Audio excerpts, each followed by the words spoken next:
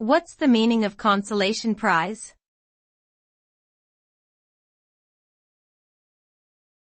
Consolation prize.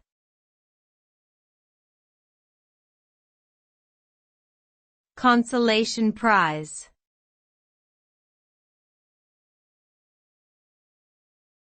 Consolation prize.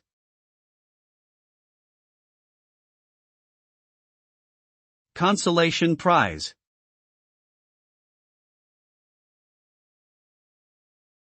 A consolation prize is a prize given to someone who did not win the top prize or did not meet a certain standard. It is usually given as a gesture of sympathy or comfort, to soften the disappointment of losing. The term is also used to describe an alternative prize that is given to all participants, regardless of how well they performed. Consolation prizes are common in competitions and contests, such as sports events, lotteries, and raffles. While they may not be as valuable as the top prize, they are still appreciated by many participants as a form of recognition for their efforts.